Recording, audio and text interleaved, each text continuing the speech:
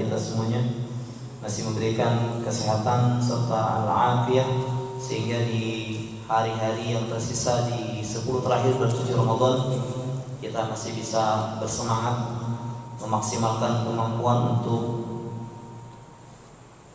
meraih karunia dan limpahan pahala yang luar biasa besar sekali. Dan jangan menganggap bahwasanya detik-detik ini adalah detik-detik untuk melemahkan semangat, namun justru detik-detik ini adalah waktu yang kita mengerahkan segenap kemampuan jiwa raga untuk bisa meraih yang kita cita-citakan, berada di finish terdepan, mustabiquna bil khairat, masuk ke dalam golongan sabiqun bil khairat biidznillah, wassabiqunas sabiqun.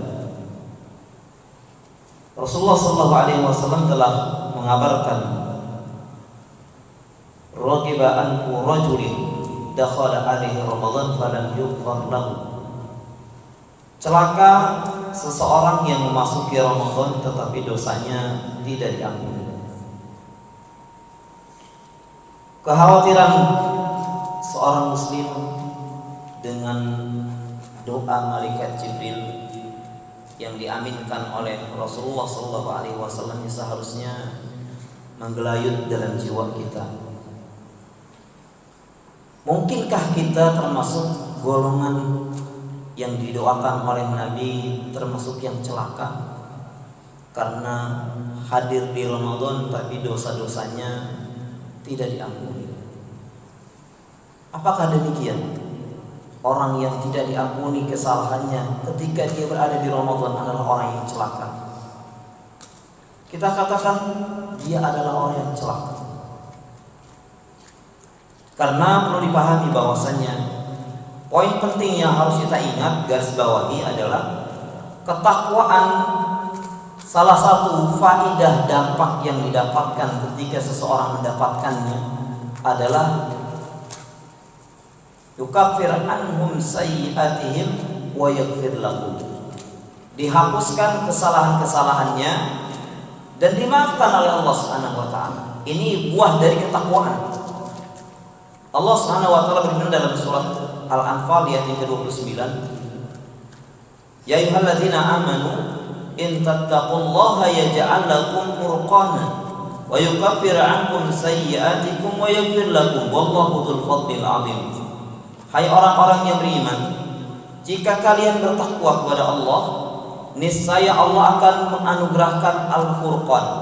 Furqan dalam diri kita berupa ilham, taufik.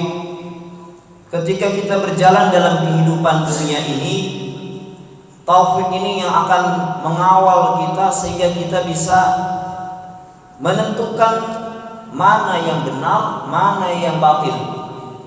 Yang batil kita bisa tinggalkan dan kebenaran kita bisa ikuti. Dan ketika seseorang memiliki hal ini, berarti dalam dirinya ada furqan. Dan tidak semua orang mendapatkan karunia ini, karena kita saksikan banyak orang yang di bulan Ramadan yang semestinya dia puasa, semestinya dia menjaga diri, tetapi dia tidak diberikan furqan. Tetap saja dia melanggar, kadang puasa tapi tidak sholat, atau hal-hal buruk yang lainnya yang dikerjakan. Ini tidak memiliki furqan dalam kehidupannya.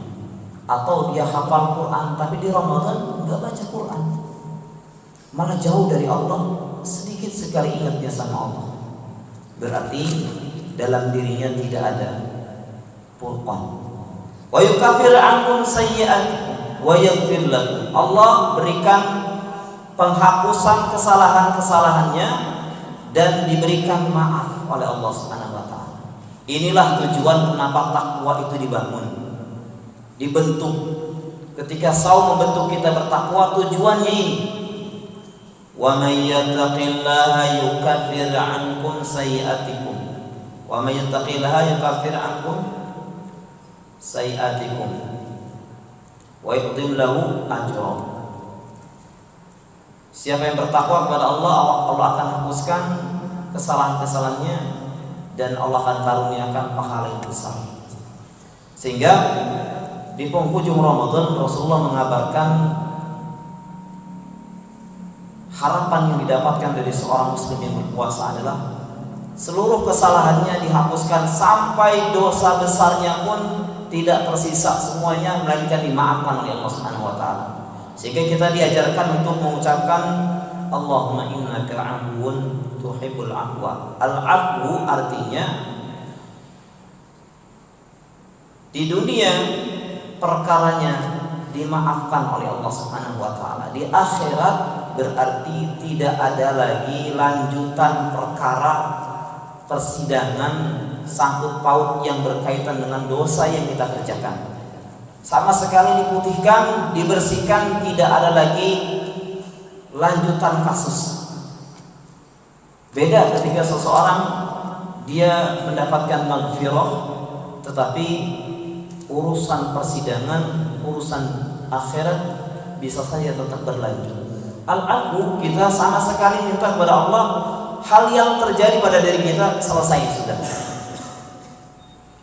Bahkan salah satu faedah zakat fitr adalah untuk menghapuskan hal-hal yang tidak bisa dihapuskan dengan berpuasa.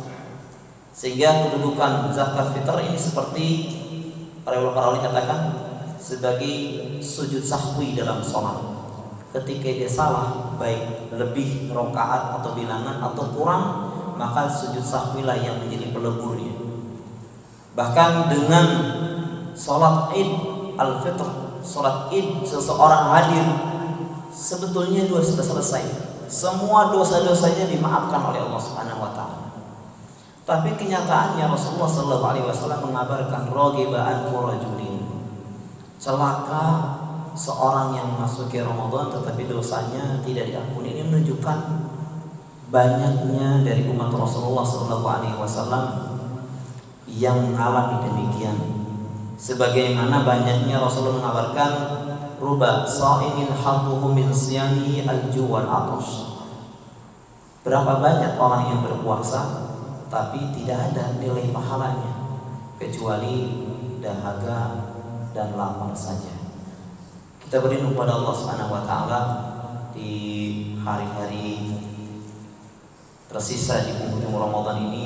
Mudah-mudahan target pengampunan al-'afwu pada diri kita bisa tercapai.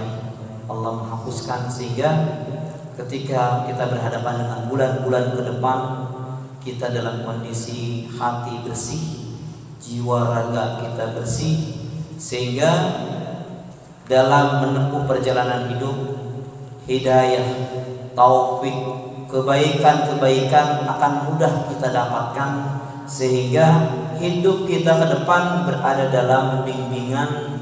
Bahkan hasil dari Ramadan yang kita kerjakan karena memang melahirkan ketakwaan dan menghapuskan hal-hal yang menjadi penghalang-penghalang kebaikan, bisa kita lanjutkan di bulan Syawal, bahkan insya Allah bertemu kembali di Ramadan tahun depan.